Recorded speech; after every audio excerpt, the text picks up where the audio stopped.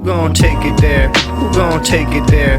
Who gon' take it there? Who gon' take it there? Electricity, electricity, electricity, electricity.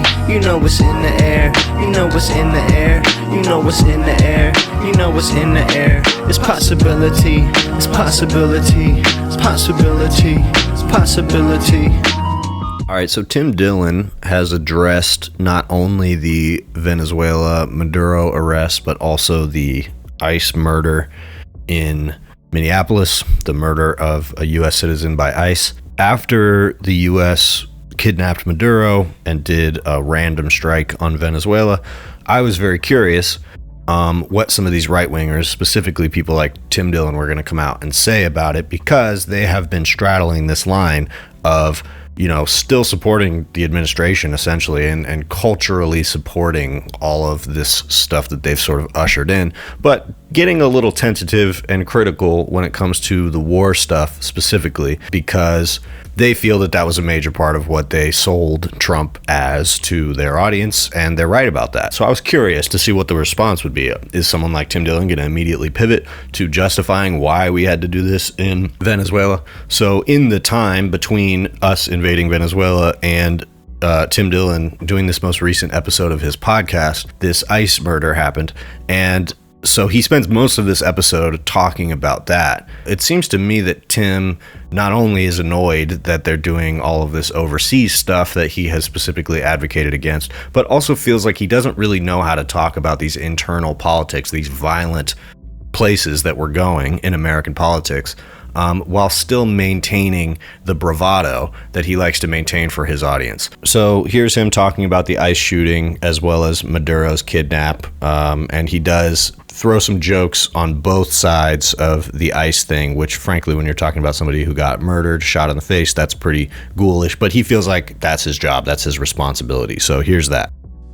There's this woman in her car, she's a lesbian poet. This is the story. I'm not even doing anything. I'm not even doing anything. I'm literally saying the story. And then you have ICE, and who the hell are they? We don't even know. These are people that like answered an ad on Craigslist. I mean, these people, who is joining ICE? I mean, these people are so shot. The people who are joining ICE are so shot. You know, they don't have anything going on.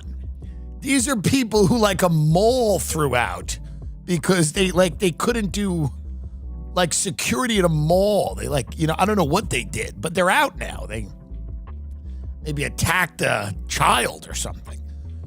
You know, the guy, these are not well-trained law enforcement people in ICE right now.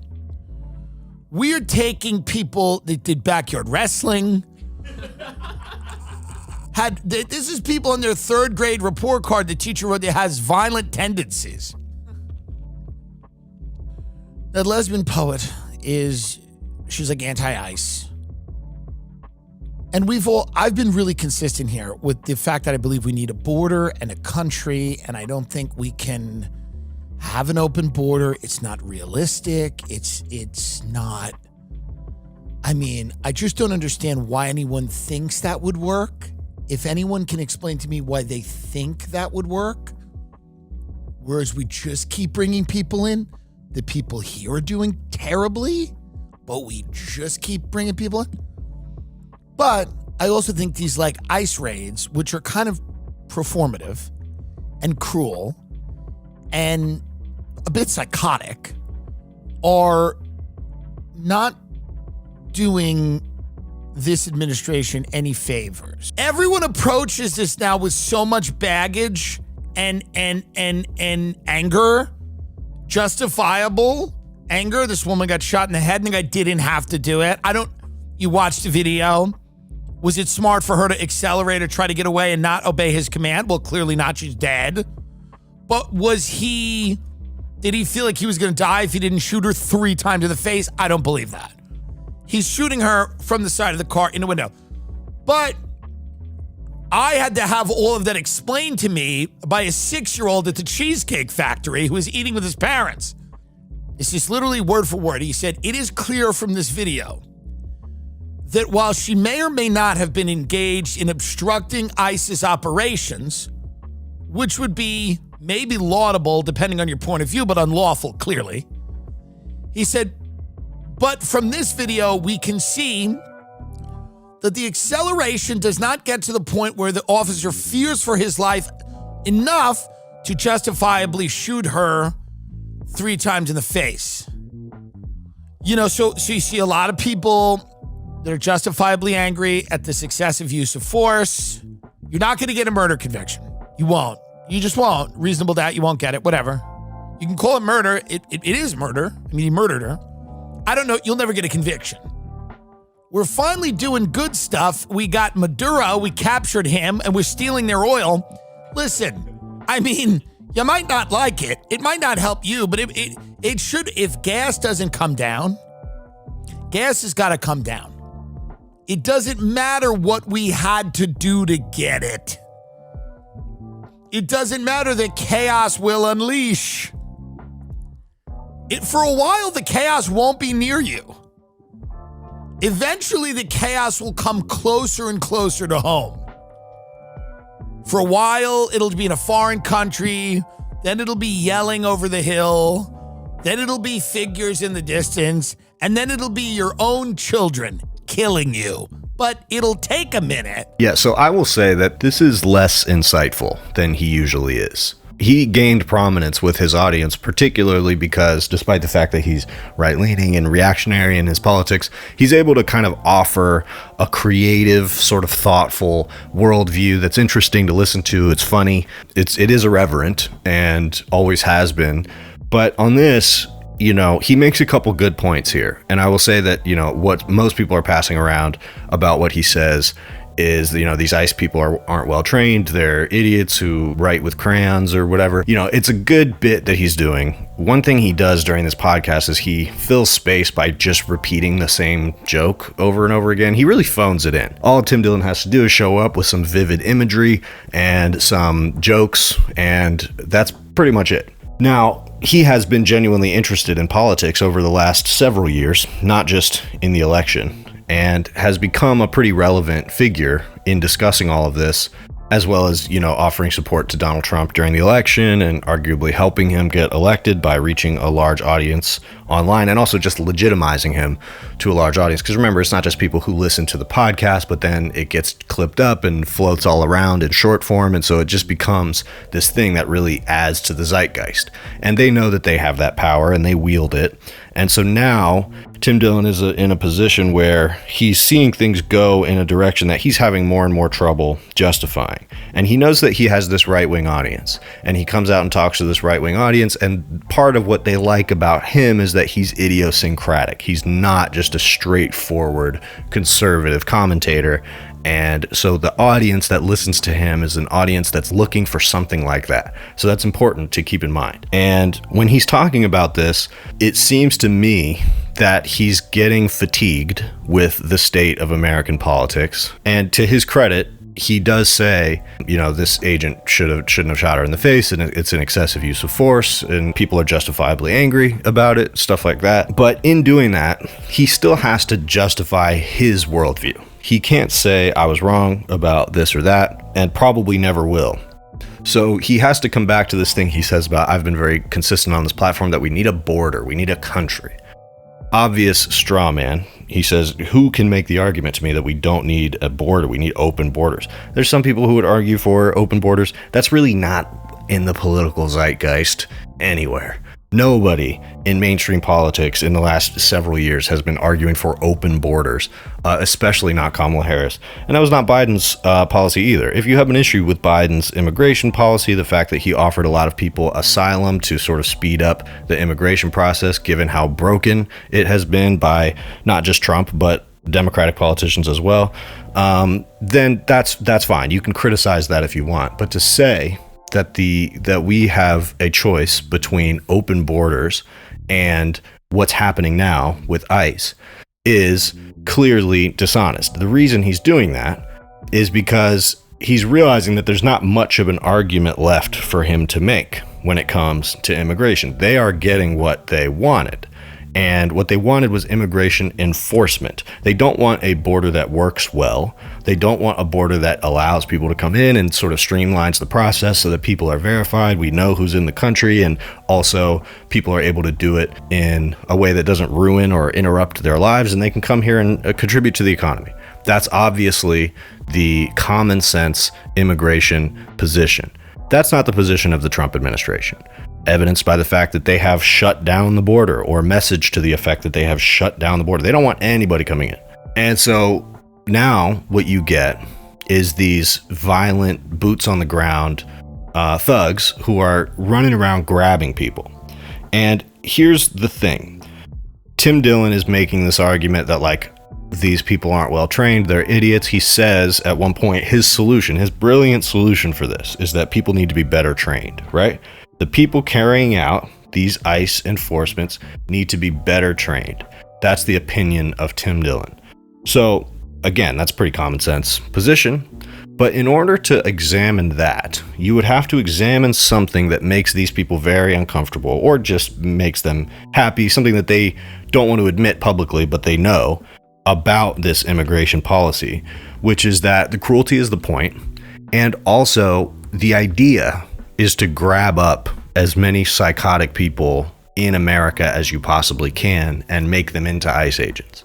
The idea is to have a large, basically pseudo army of people who are not necessarily well trained, but what they are is loyal. They're loyal to the administration, and they're loyal to this idea of carrying out these violent raids.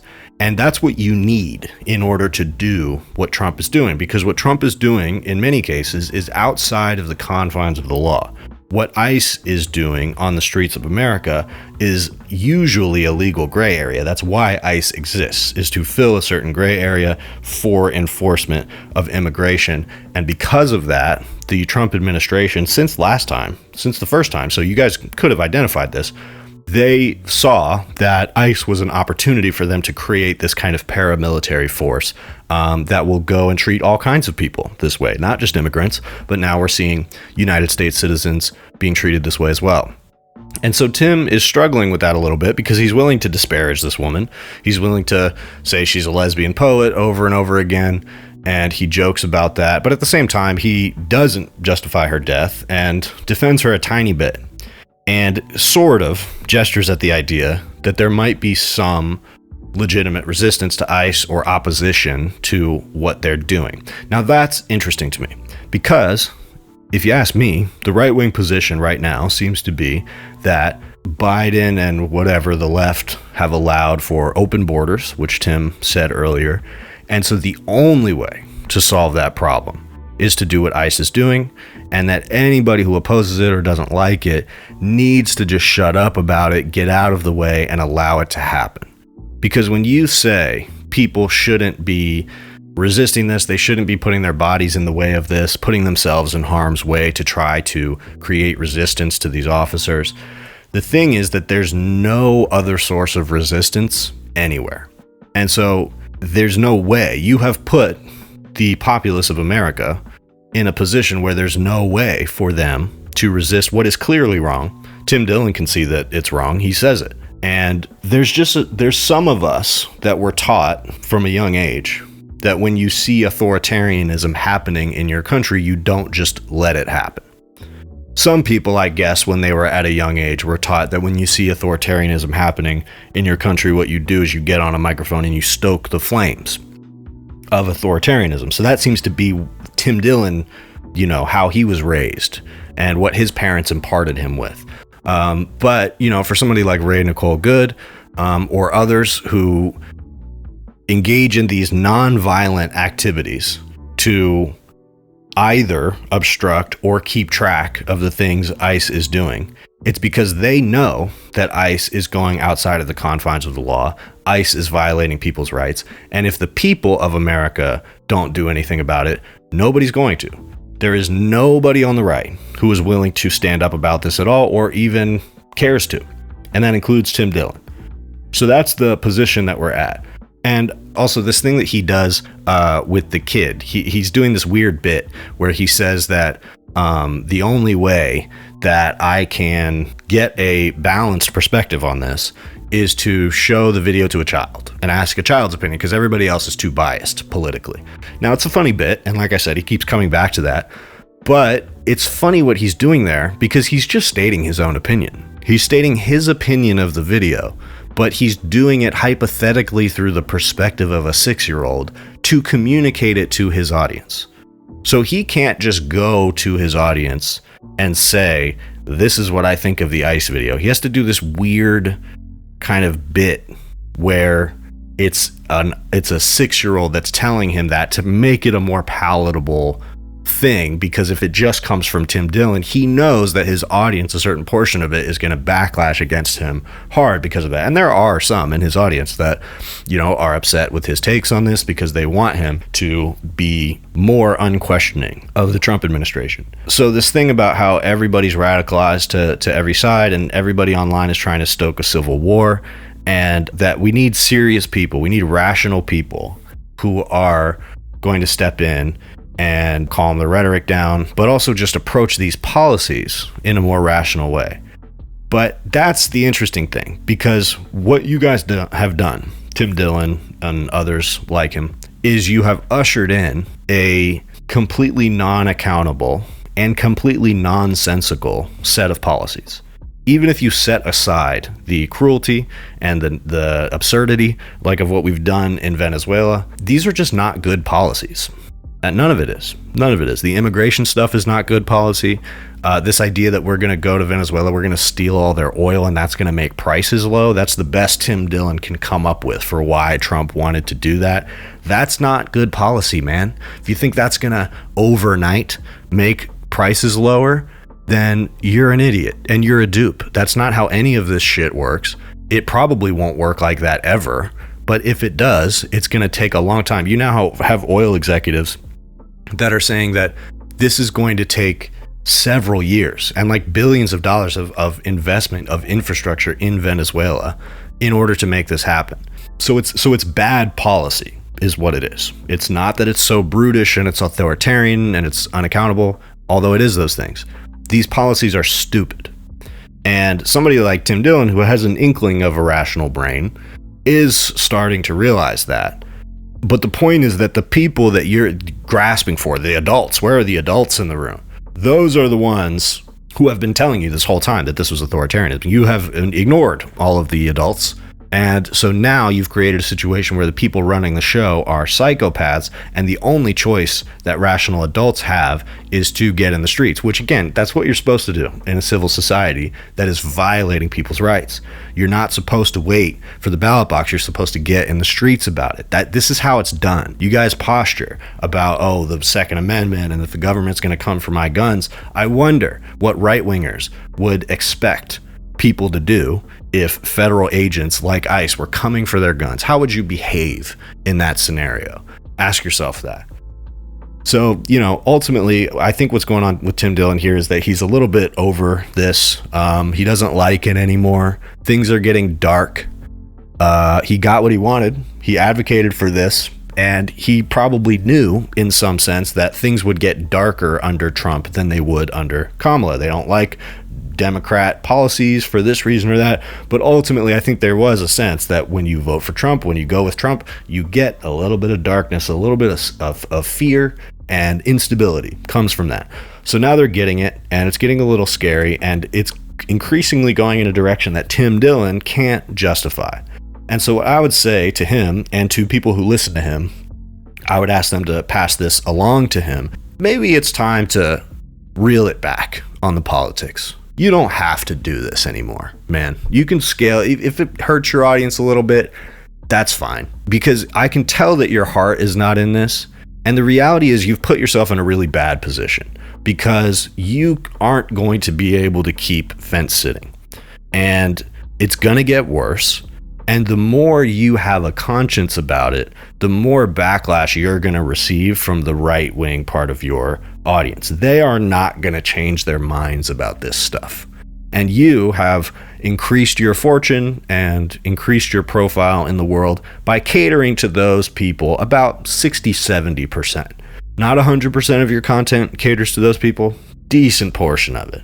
And so what I would say is the best thing for you to do is to back away slowly, especially if you want to avoid any accountability that might come on the other side of this. But let's say that doesn't happen. And let's say that things just keep getting darker and keep going in this direction. The reality is you don't want to keep justifying this, man. And I promise you, you're going to have to.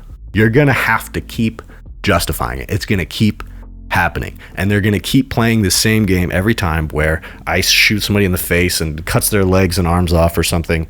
And they immediately jump to trying to disparage this person in the media. We don't even know anything about this guy who actually did this. We're not hearing stories about the dude who murdered a person. We're hearing about this woman, Renee Nicole Good, who by all accounts really didn't do anything, doesn't have any record, didn't do anything violent, seemed very chill in this interaction. And that seemed to be what pissed off the agent the most. So that's what America looks like now. That is what you voted for. That is what you advocated for. So accept that. And the best thing for you to do is probably just go back to talking about like TMZ celebrity drama. Just do that. That's better for you. You'll be perfectly fine in that space. They'll love you in that world. You're sassy. You're fun. That's more fun than this. This isn't fun anymore, right? It doesn't really seem like you're up for this, and it doesn't really seem like your worldview is going to hold up to this. So maybe it's just time to pack it in. Me too close to, too much to do. The mission is too crucial. Shout it out from the rooftops until I lose vocals. Who gon' take it there? Who gon' take it there? Who gon' take it there? Who gon' take it there? Electricity, electricity, electricity, electricity.